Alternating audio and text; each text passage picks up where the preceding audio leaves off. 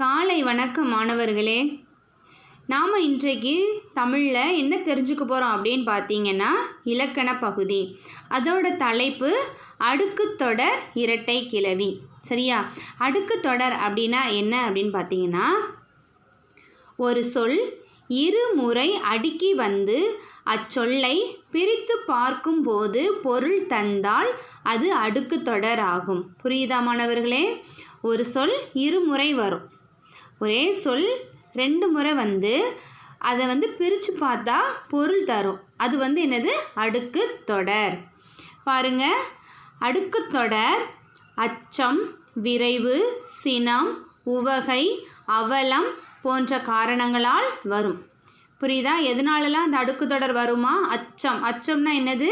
பயம். விரைவு அப்படின்னா நம்ம வேகமாக இருக்கக்கூடிய செயல்.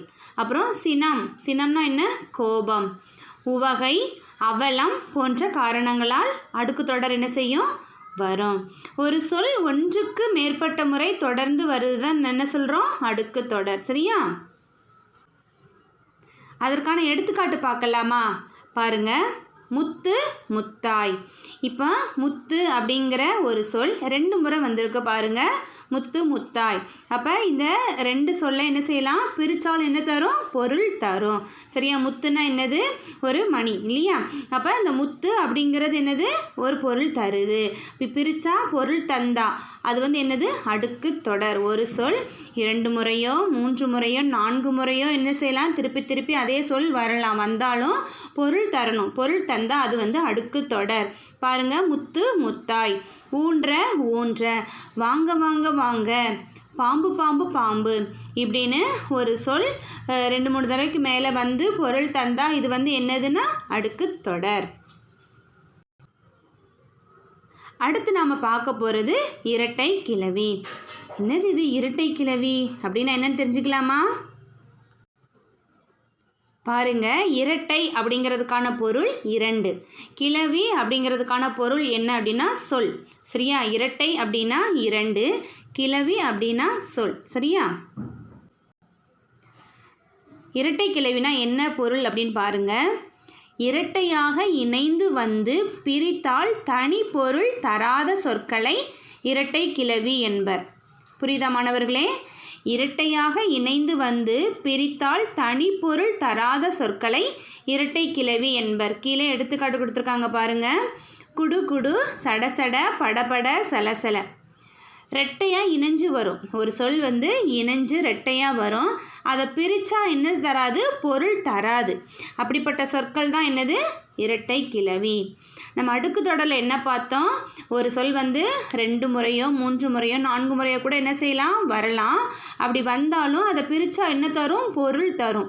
அது அடுக்குத்தொடர். இரட்டை கிளவி அப்படிங்கிறது ஒரு சொல் ரெட்டையாக வரும். சரியா? ரெட்டையாக வரும். ஆனால் பிரித்தா என்ன தராது? பொருள் தராது. அது என்னது? இரட்டை கிளவி. பாருங்க, குடு குடு, குடுவை பிரித்து பாருங்க. குடு குடு அப்படின்னா என்ன? ஒரு பொருள் இல்லை பார்த்தீங்களா? சட சட, பட பட, இதை பிரித்தா பட கூட்டல் படன்னு பிரிக்கலாம். ஆனால் பொருள் இருக்கா? இல்லை. சல சல, இதை பிரித்து பாருங்கள், பொருள் வராது. பாருங்கள், இந்த கட்டத்துக்குள்ளே இருக்கிறத பாருங்கள். எப்போதும் இரட்டை சொல்லாகவே வருவது இரட்டை கிளவி. புரியுதா? இரட்டை சொல்லாக தான் வரும். 2 சொல்லாக தான் என்ன செய்யும்? வரும். அது என்னது? இரட்டை கிளவி. ஒரு சொல்லே 2 முறைக்கு மேல் அடுக்கி வருவது அடுக்குத்தொடர். ரெட்டை சொல் மட்டும் வர்றது இரட்டை கிளவி. ஒரு சொல் 2 முறைக்கு மேலே என்ன செய்யும்? வரும். அப்படி வந்துச்சுன்னா அது என்னது? அடுக்கு தொடர். இப்போ இரட்டை கிளவிக்கும் அடுக்கு தொடருக்கும் உள்ள வேறுபாடை பார்க்கலாமா? பாருங்கள், இந்த கட்டத்தில் பாருங்கள். இரட்டை கிளவி எப்படி வரும்? இரட்டை சொல்லாக வரும். அடுக்கு தொடர் எப்படி வரும்?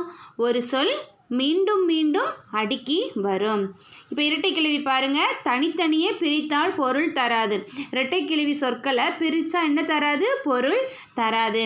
அடுக்கு தொடர தனித்தனியே பிரித்தாலும் பொருள் தரும். சரியா? பொருள் தரலைன்னா அது இரட்டை கிளவி. பொருள் தந்தால் அது அடுக்கு தொடர். அடுத்து இரட்டை கிளவியில் 3வது எடுத்துக்காட்டு பாருங்கள். 3வது வேறுபாடு பாருங்கள். 2 முறைக்கு மேல் அடுக்கி வராது. சரியா? இரட்டை கிளவி எப்படி வராதான்? 2 முறைக்கு மேல் என்ன செய்யாதான்? அடுக்கி வராது. அடுக்குத்தொடர் 2 முறைக்கு மேல் அடுக்கி வரும். இதுதான் இரட்டை கிளவி அடுக்குத்தொடருக்கான வேறுபாடு. ஓகே மாணவர்களே, இதை எல்லாரும் நல்லா மறுபடியும் கேளுங்க, நல்லா புரியும். நன்றி மாணவர்களே.